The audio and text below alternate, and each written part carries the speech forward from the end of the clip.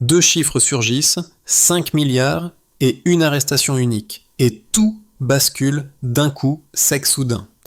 Le contraste entre une pression financière extérieure massive et une réponse méthodique des unités loyales installe une tension froide qui redessine les lignes invisibles de la souveraineté sans éclat visible.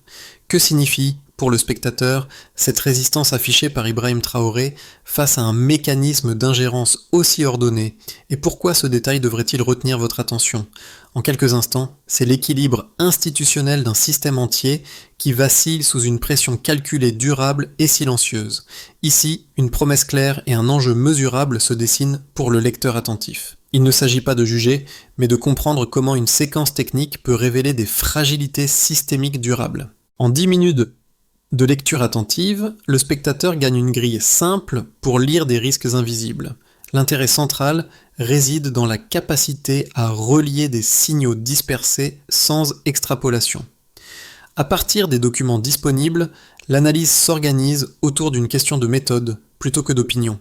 Comment une anomalie financière, une circulation inhabituelle et une procédure standard peuvent-elles converger vers un même diagnostic opérationnel? Cette approche permet d'éviter deux écueils fréquents, la dramatisation hâtive et la minimisation routinière. Elle met aussi en lumière ce qui est souvent perdu dans le flux des nouvelles rapides, le temps long de la vérification, la hiérarchie des indices et la discipline analytique. Pour le lecteur, l'enjeu est concret. Comprendre ces mécanismes aide à distinguer un incident isolé d'une dynamique structurelle et à mesurer pourquoi certaines décisions prennent du poids sans faire de bruit.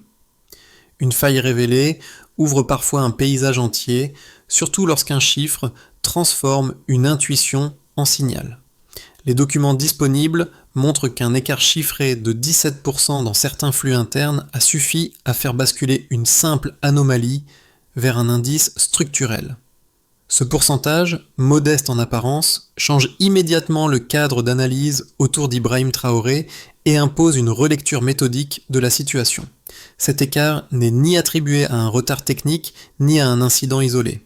Il apparaît comme le symptôme d'une dérive installée dans la manière dont certaines unités transmettent ou reçoivent l'information. À partir de là, la logique d'enquête se réorganise. Les équipes techniques comparent des données historiques avec des flux récents, établissent des tableaux de variation et cherchent à distinguer ce qui relève de la fluctuation normale de ce qui persiste anormalement. L'objectif n'est pas de désigner une responsabilité, mais d'identifier l'endroit précis où la cohérence opérationnelle commence à se fragmenter.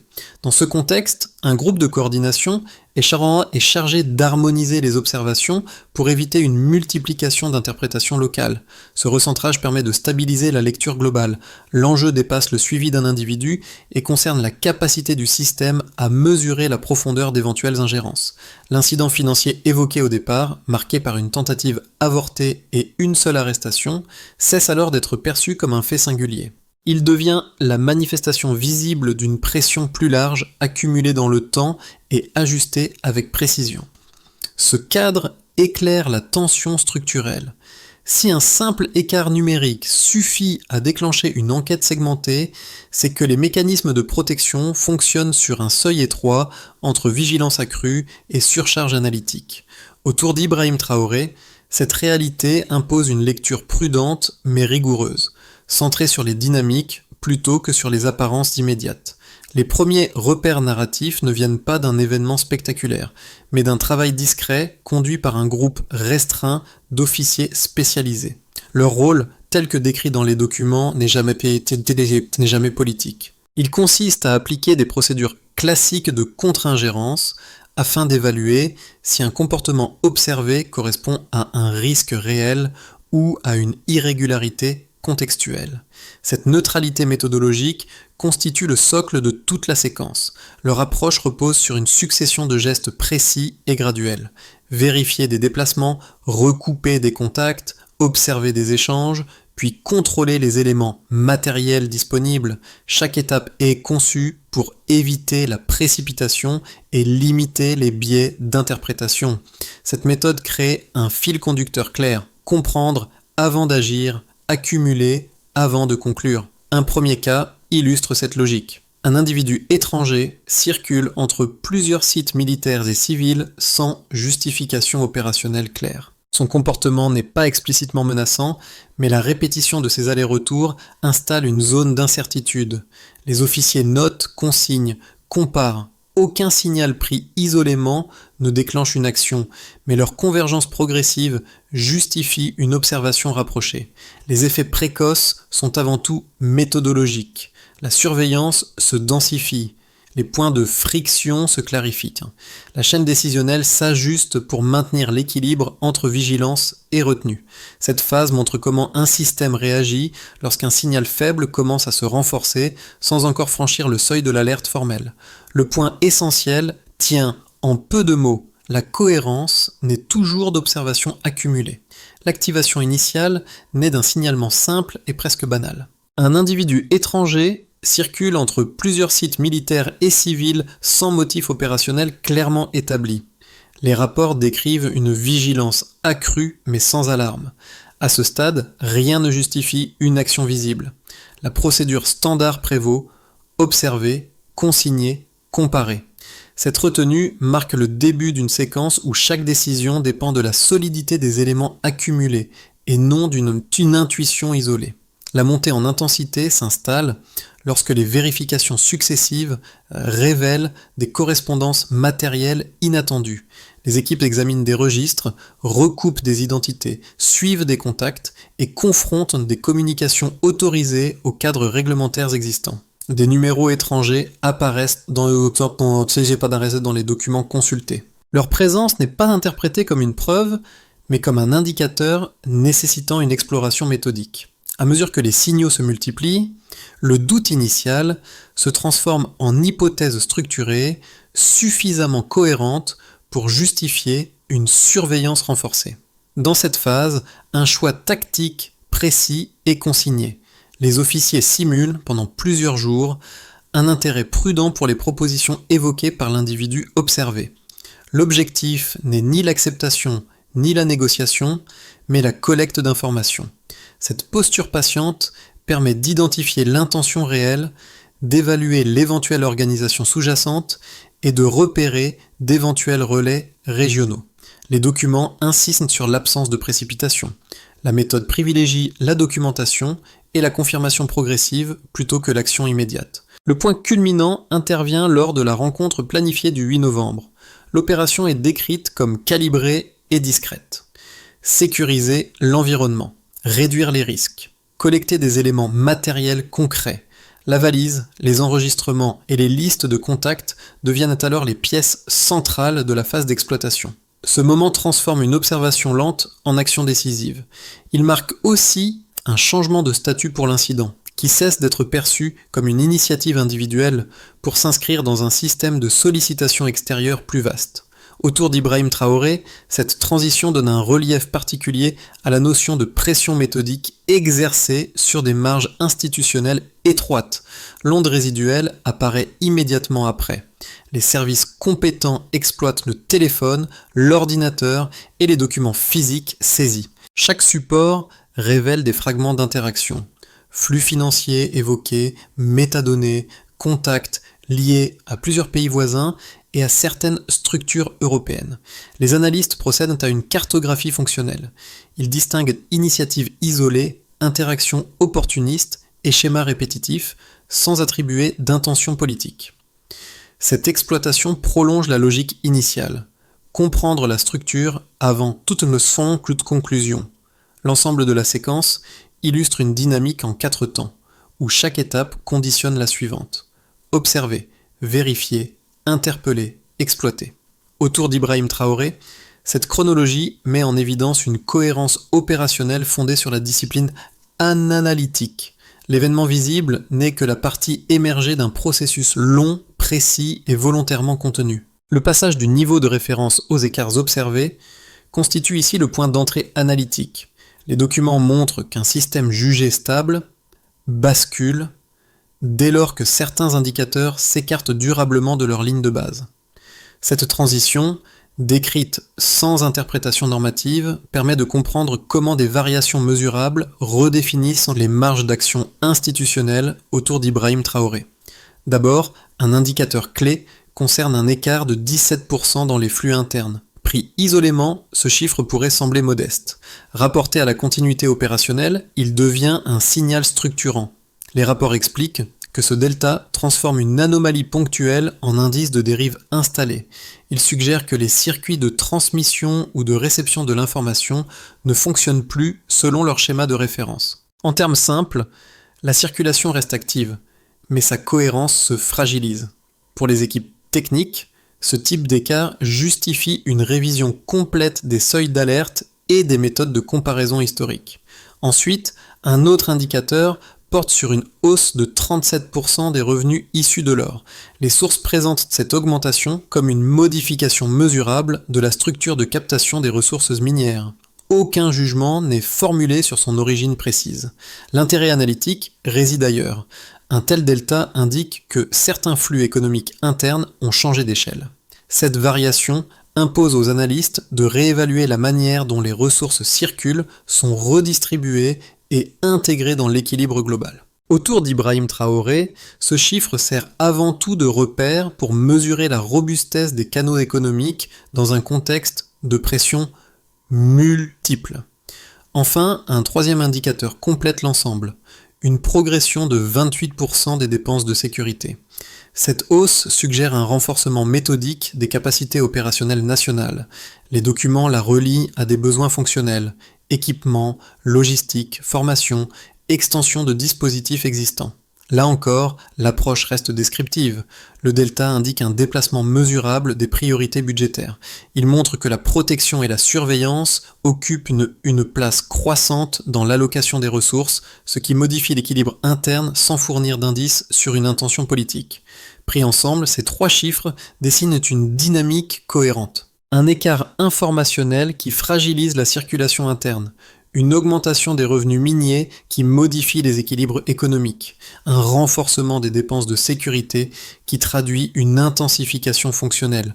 Aucun de ces indicateurs ne suffit à lui seul. Leur combinaison, en revanche, permet de lire une transition structurelle. Le système ne se contente pas d'absorber des chocs. Il se reconfigure progressivement. Cette lecture baseline delta éclaire la logique des décisions techniques décrites dans les rapports. Elle explique pourquoi certaines procédures se densifient, pourquoi la coordination devient plus stricte et pourquoi la vigilance s'accroît sans communication spectaculaire. Autour d'Ibrahim Traoré, ces variations chiffrées ne racontent pas une intention, mais une adaptation mesurable à un environnement contraint. L'enjeu analytique tient donc à la discipline de lecture. Observer les chiffres, les comparer à leur niveau de référence. En déduire des ajustements possibles sans extrapolation. C'est dans cet espace, entre stabilité apparente et dérive quantifiée, que se joue la compréhension fine des mécanismes décrits par les sources. Les documents disponibles permettent de formuler deux cadres d'analyse solides sans les opposer de manière normative. Le premier cadre met l'accent sur la dépendance fonctionnelle aux partenariats extérieurs. Selon cette lecture, les économies enclavées ou à capacité logistique contrainte s'appuient historiquement sur des appuis externes pour stabiliser leur chaîne d'approvisionnement spécialisée. Dans cette perspective, toute contraction des aides conditionnées ou toute tension sur les flux internationaux représente un risque systémique. L'argument est robuste, il privilégie la continuité, la prévisibilité et l'intégration comme facteurs de résilience opérationnelle. Le second cadre se concentre sur la capacité d'ajustement interne. Il part des variations mesurables observées dans les flux économiques et budgétaires pour montrer qu'un rééquilibrage est possible lorsque certains apports extérieurs diminuent. La hausse des revenus miniers et l'intensification des dépenses de sécurité sont ici lus comme des indicateurs d'internalisation progressive des ressources. Cette approche ne présuppose aucune intention politique. Elle soutient simplement que des systèmes peuvent redistribuer leurs priorités et absorber des contraintes en s'appuyant sur des leviers internes identifiables. L'effort de présentation consiste à reconnaître la force de chaque raisonnement. Le premier rappelle que la rupture des ancrages externes peut fragiliser des fonctions critiques. Le second montre que des transformations internes mesurables peuvent compenser, au moins partiellement, ces tensions. Les deux cadres utilisent les mêmes données, mais leur donnent un poids différent selon la priorité accordée à la stabilité externe ou à la reconfiguration interne. L'articulation proposée par les rapports repose sur une comparaison encadrée. Elle suggère que ces lectures ne s'excluent pas. Elles décrivent des temporalités distinctes. À court terme, la dépendance au partenariat pèse sur la continuité. À moyen terme, les ajustements internes modifient les marges de manœuvre. Autour d'Ibrahim Traoré, cette double lecture aide à comprendre pourquoi les mêmes indicateurs peuvent signaler à la fois une tension immédiate et une capacité d'adaptation progressive. Le rôle de cette partie n'est donc pas de trancher.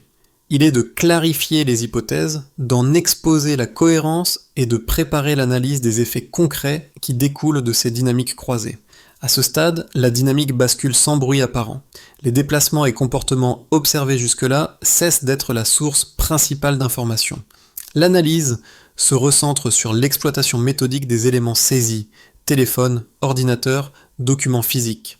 Cette transition marque l'entrée dans une phase où les correspondances, les flux et les métadonnées deviennent les indicateurs centraux d'un schéma plus large. Les rapports décrivent ce changement de focale avec précision. L'observation comportementale, utile pour détecter des signaux faibles, cède la place à une consolidation documentaire plus exigeante. Les analystes examinent les contenus, croisent les contacts, établissent des liens fonctionnels entre des échanges dispersés. Aucun élément n'est interprété isolément. Chaque donnée est replacée dans une cartographie progressive destinée à distinguer interactions opportunistes et structures répétitives. C'est ici que l'incident initial se reconfigure pleinement. Il n'est plus appréhendé comme une séquence close, mais comme un point d'entrée vers une architecture d'interaction plus dense. Le rôle d'Ibrahim Traoré apparaît alors indirectement, non comme sujet d'analyse, mais comme paramètre du contexte institutionnel dans lequel ces vérifications techniques prennent sens. Cette révélation médiane change la lecture de l'ensemble. Elle montre que la compréhension ne progresse pas par éclat spectaculaire, mais par approfondissement patient. Le cœur de la séquence n'est pas l'arrestation elle-même, mais la capacité du système à transformer des traces matérielles en connaissances exploitables. Les informations disponibles permettent de structurer les effets observés selon 4 catégories fonctionnelles distinctes. Cette segmentation n'a pas pour objectif d'interpréter l'incident de manière politique, mais de comprendre comment une même séquence opérationnelle produit des ajustements mesurables dans différents segments du système. Autour d'Ibrahim Traoré, ces effets apparaissent comme des conséquences indirectes d'une vigilance accrue et d'une reconfiguration progressive des priorités. Du côté des administrations publiques, l'impact se manifeste en premier lieu sur les chaînes décisionnelles. Les services concernés doivent maintenir la continuité des procédures tout en intégrant de nouveaux seuils d'alerte. L'écart de 17% dans les flux internes devient un repère opérationnel pour recalibrer les temps de traitement et renforcer la coordination interservices. La charge analytique augmente, mais elle s'accompagne d'une clarification des responsabilités et d'une hiérarchisation plus stricte des signaux à traiter. Pour les entreprises et les secteurs économiques, les effets se lisent principalement dans la planification et la gestion des coûts. Les variations observées dans les revenus miniers et les dépenses de sécurité modifient indirectement les équilibres logistiques. Les acteurs exposés doivent absorber des fluctuations, ajuster leur partenariat et intégrer une part d'incertitude accrue dans leurs projections. L'incident agit ici comme un test de robustesse organisationnelle, révélant les capacités d'adaptation face à des priorités budgétaires mouvantes. Du côté des populations et des usages quotidiens, les conséquences sont plus diffuses mais réelles. Les ajustements administratifs et logistiques peuvent influencer l'accès à certains biens, les délais de service ou les routines locales. Les rapports évoquent des méthodes neutres pour mesurer ces micro-variations, comparaison de prix, observation des flux, enquête rapide. Dans ce contexte, la figure d'Ibrahim Traoré constitue un paramètre de sensibilité, accentuant l'attention portée à la continuité perçue des services. Enfin, pour les régions et zones exposées, l'analyse porte sur la capacité d'absorption des perturbations. Les infrastructures locales, la circulation économique et les réseaux logistiques sont observés afin de déterminer si les effets restent circonscrits ou s'ils se diffusent vers des zones voisines. Les documents montrent que cette diffusion dépend surtout de la densité des interactions extérieures et de la flexibilité des structures locales. Pris ensemble, ces 4 registres décrivent une série d'ajustements cohérents avec la logique de surveillance et d'exploitation documentaire des détaillés quartiers précédemment. Ils ne traduisent pas une rupture, mais une adaptation graduelle. Autour d'Ibrahim Traoré, ces conséquences concrètes offrent une lecture fonctionnelle de la manière dont un système absorbe des signaux successifs et redéfinit ses équilibres sans communication spectaculaire. Les informations disponibles se prêtent à une projection prudente en 3 scénarios distincts. Il ne s'agit pas d'anticiper une trajectoire politique, mais de structurer une lecture des risques opérationnels à partir des dynamiques déjà observées. Chaque scénario repose sur les mêmes paramètres mesurables, mais en explore des combinaisons différentes. Autour d'Ibrahim Traoré, cette modélisation aide à comprendre comment un système peut évoluer sans rupture visible. D'abord, le scénario de la continuité maîtrisée. Les ajustements actuels se prolongent sans accélération notable. Les variations des flux internes restent contenues. Les ressources issues de l'or stabilisent certains équilibres et les dépenses de sécurité continuent d'assurer une vigilance soutenue. Les cycles administratifs demeurent fonctionnels. Les procédures affinées lors des phases précédentes deviennent la norme. Ce scénario privilégie l'adaptation progressive et la réduction des incertitudes par la routine analytique. Ensuite, un scénario plus favorable correspond à une consolidation accrue. Les mécanismes de coordination gagnent en efficacité. Les données exploitées améliorent la prévisibilité des décisions et la cohérence des chaînes opérationnelles. Les ajustements économiques sont absorbés avec un coût limité. Dans cette hypothèse, les outils mis en place après l'incident renforcent la capacité d'anticipation et réduisent la dispersion des signaux. Autour d'Ibrahim Traoré, cette trajectoire se caractérise par une montée en maturité institutionnelle. Enfin, un 3e scénario envisage des contraintes renforcées. Certaines ressources se raréfient, des perturbations extérieures affectent les chaînes logistiques et la baisse des aides conditionnées pèse davantage sur les marges d'adaptation.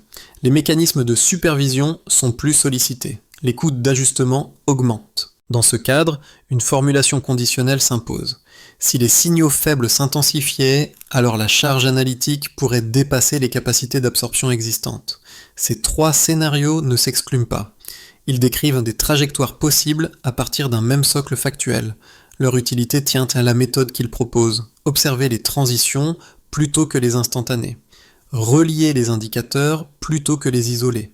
Et rappeler qu'un système évolue par ajustements successifs, non par basculement soudain, dans un environnement où les décisions prises autour d'Ibrahim Traoré restent étroitement liées à la lecture des signaux disponibles. Ici, l'analyse se recentre sur les répercussions perçues par différents groupes, directement ou indirectement exposés à la séquence décrite. L'objectif n'est pas d'individualiser des responsabilités, mais de montrer comment des ajustements institutionnels et techniques se traduisent concrètement dans les expériences quotidiennes. Autour d'Ibrahim Traoré, ces effets prennent une visibilité accrue, car le contexte renforce l'attention portée à la continuité et à la fiabilité des systèmes. Pour les jeunes actifs et professionnels en début de parcours, les variations observées agissent comme des signaux précoces. Les rapports soulignent des changements dans les environnements de travail, les priorités de recrutement et la valorisation de certaines compétences liées à la sécurité, à l'analyse de données ou à la logistique. Ces publics perçoivent rapidement les modifications de rythme administratif et les exigences accrues de conformité. Une attention portée à l'évolution des profils recherchés constitue ici un indicateur utile. Du côté des ménages établis et des communautés locales, les effets se manifestent davantage dans les routines. Les ajustements logistiques et budgétaires peuvent influencer la disponibilité de certains services, les délais de traitement ou la stabilité des prix locaux. Même lorsque ces changements restent limités, leur accumulation modifie la perception de continuité. Les documents mentionnent l'usage d'outils simples pour en suivre l'impact, comme des comparaisons de flux ou des relevés réguliers de prix. Enfin, pour les acteurs mobiles ou externes, tels que la diaspora, les partenaires techniques ou les structures hors territoire, l'attention se porte sur la fluidité des échanges et la circulation de l'information. Les interactions révélées lors de l'exploitation des données montrent une densité de réseau qui nécessite une adaptation constante. Dans ce cadre, la stabilité des canaux de communication devient un critère central d'évaluation. Ces trois registres illustrent une même réalité. Les ajustements décrits ne restent pas confinés aux sphères techniques. Ils diffusent, à des degrés variables, vers les acteurs qui composent l'environnement social et économique. Autour d'Ibrahim Traoré, cette diffusion renforce l'importance d'une lecture fine des signaux, attentive aux usages autant qu'aux structures. Les documents disponibles permettent de structurer une feuille de route en plusieurs axes, non pour prescrire une action politique, mais pour transformer une observation isolée en capacité d'apprentissage institutionnel durable. Cette démarche répond à une logique simple, consolider ce qui a été révélé par l'enquête et réduire la probabilité que des signaux faibles soient ignorés à l'avenir. Autour d'Ibrahim Traoré, cette structuration vise avant tout la robustesse fonctionnelle. D'abord, l'accent est mis sur la consolidation des mécanismes de surveillance. Il s'agit d'intégrer les flux d'informations existants, de définir des seuils d'alerte cohérents et d'assurer une lecture partagée des indicateurs.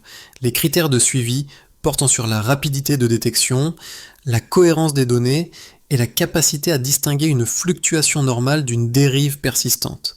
Ensuite, l'attention se porte sur la gestion optimisée des ressources critiques. Les rapports évoquent la nécessité de cartographier les capacités disponibles, d'identifier les dépendances sensibles et de garantir la continuité logistique. Les mesures associées évaluent la redondance des stocks, la mobilité des équipes et la résilience des chaînes d'approvisionnement. Puis, l'attention concerne la communication interne et la sensibilisation. Des modules de formation, des outils de coordination et des protocoles partagés permettent de réduire les erreurs opérationnelles. L'efficacité se mesure par la clarté des messages, l'adhésion des unités concernées et la diminution des interprétations divergentes. Après cela, l'objectif vise les partenariats techniques.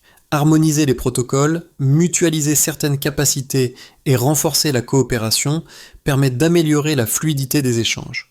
Les indicateurs portent sur la rapidité d'exécution et la compatibilité des procédures. Enfin, l'attention porte sur l'évaluation continue. Des audits réguliers et des retours d'expérience structurés assurent l'ajustement des priorités. Ce cycle renforce la capacité d'absorption du système lorsque des variations sensibles apparaissent autour d'Ibrahim Traoré. Le motif central qui traverse l'ensemble des documents réapparaît ici avec netteté, la capacité d'un système à apprendre de ses propres traces. Ce fil discret relie les séquences décrites, depuis l'identification d'un signal faible jusqu'à la consolidation de procédures plus robustes. L'incident initial, replacé dans cette continuité, cesse d'être un événement isolé pour devenir un point d'appui analytique.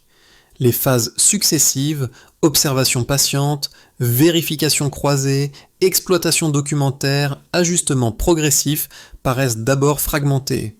Leur articulation révèle pourtant une cohérence profonde. Chaque étape nourrit la suivante. Chaque écart détecté affine la compréhension globale.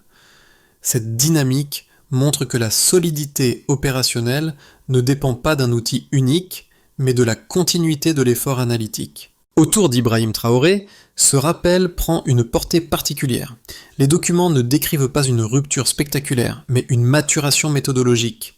La stabilité ne provient pas de l'absence de pression, mais de la capacité à l'intégrer sans perdre la lisibilité des mécanismes internes. Ce déplacement du regard, du fait vers le processus, constitue l'essentiel de l'apprentissage. Une phrase suffit à en résumer la portée. Un système se renforce lorsqu'il s'est relié, ajusté et intégré. Ce constat n'appelle pas une conclusion fermée, mais un retour au motif initial. Comprendre comment une observation devient connaissance durable éclaire l'ensemble du parcours analytique présenté ici. Pour finir, cette partie n'a pas vocation à clore le sujet, mais à ouvrir un espace de réflexion partagée. Les éléments présentés montrent qu'une compréhension fine des mécanismes repose moins sur des réponses immédiates que sur la confrontation de méthodes, d'expériences et de points de vue. Dans un contexte où les ajustements décrits autour d'Ibrahim Traoré suscitent une attention accrue, l'échange devient un outil d'éclaircissement collectif. Pour le spectateur, l'enjeu dépasse le cas analysé. Il s'agit de reconnaître des schémas reproductibles, de comparer des dynamiques observées ailleurs et de questionner la manière dont des systèmes réagissent face à des pressions graduelles. Les situations évoluent, mais les méthodes d'analyse, elles, gagnent à être discutées, affinées et parfois contestées. C'est dans cette confrontation raisonnée que la compréhension progresse. Cette réflexion gagne aussi à intégrer une dimension sociale et symbolique. Les décisions techniques, même discrètes, influencent la perception de stabilité, de continuité et de confiance. Les observer avec distance critique permet de dépasser la réaction immédiate pour interroger les mécanismes sous-jacents. La question reste donc ouverte volontairement.